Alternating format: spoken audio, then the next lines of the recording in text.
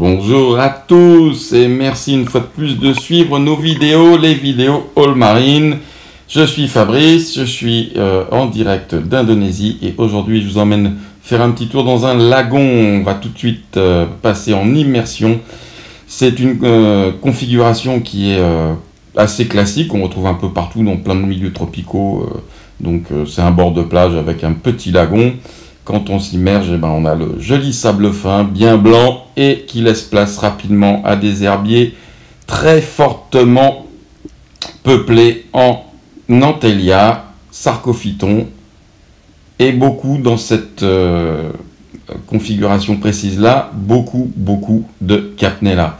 Alors, c'est un petit peu normal, pourquoi? Parce qu'on est au bord de la plage. Là c'était sur une île qui était particulièrement riche en végétaux, je parle de tout ce qui se passe au niveau terrestre, et obligatoirement qu'est-ce qui se passe quand il pleut? Ça ravine, on a des eaux qui sont chargées en nutriments, donc il est tout à fait légitime de retrouver des algues supérieures et beaucoup de coraux mous, puisqu'on est dans des eaux qui sont assez chargées en nutriments, et notamment également en oligo-éléments et en fer. Alors là, on avait eu la chance de nager avec plusieurs milliers de poissons, de petites sardines, c'était assez sympa.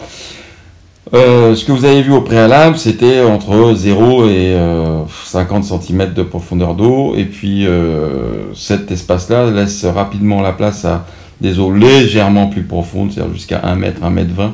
Et comme par miracle, qu'est-ce qu'on retrouve? On va commencer à retrouver des populations de SPS, Millepora, mais toujours cette mixité, puisqu'on a des eaux qui sont toujours très riches, cette mixité avec pas mal de coraux mous, beaucoup de porites et quelques montipora, ou beaucoup de montipora et quelques porites. Alors la particularité, c'est pour ça que je voulais m'arrêter sur cet endroit-là, c'est que très proche du bord, on avait une très grande disponibilité, une très grande profusion de Tridacna.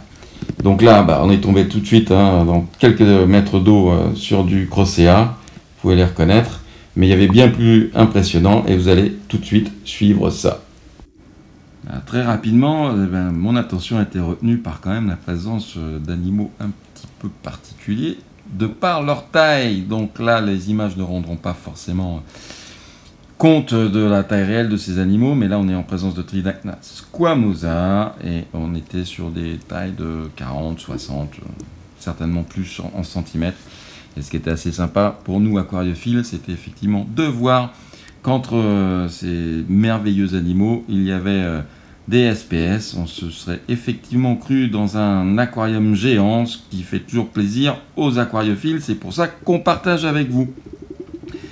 Alors bien entendu, il y avait une petite ruse, c'est que ces animaux ont été mis intentionnellement aussi proches du rivage, parce que en raison des causes naturelles, notamment des reculs des marées, des petits séismes, des tempêtes ou autres, il est assez peu fréquent, en général, ça ne veut pas dire impossible, de trouver des animaux de cette taille-là aussi proches du bord, puisqu'on était à peine à 100-150 mètres de la plage.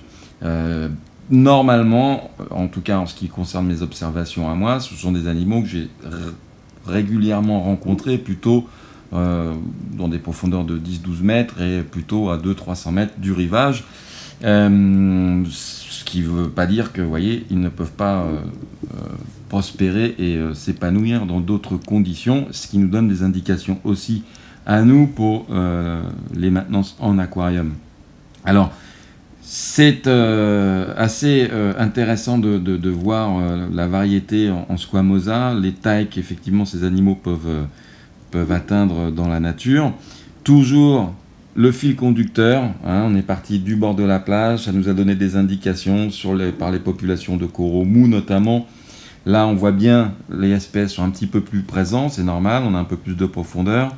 On a donc, comme toujours, Montipora, certains accros, un tout petit peu de Seriatopora, et notamment des pulcras. J'attire l'attention de tout le monde sur le fait que, à part un ou deux porites et Montipora colorés, les couleurs, même si on est dans des conditions qui sont très aquariophiles, quand je dis très aquariophiles, c'est-à-dire très peu d'eau avec un soleil, on était à plus de 18 000 lux en surface, donc c'était assez bastonné et il était à peine 10 heures, donc très très fort en ensoleillement, hein, et des eaux, des configurations d'îles qui font qu'on est très souvent en présence de lagons avec des eaux qui sont relativement calmes une grande partie de l'année, donc peu de casse du flux lumineux naturel par les vagues, hein, ce qui peut expliquer parfois qu'on a une décoloration. Alors ce qui fait que ces animaux-là ne sont pas trop colorés, c'est d'autres raisons, notamment la température. Là, on était sur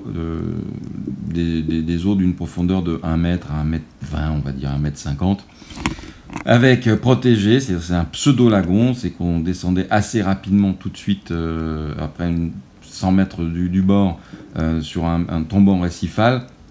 Et donc là, on était à l'intérieur, ce qui fait qu'effectivement, on avait des renouvellements d'eau qui étaient un peu cassés par cette petite barrière de corail, ce qui explique que les eaux étaient un petit peu assez élevées en température. Alors, la chose que je souhaitais partager avec vous également, c'est...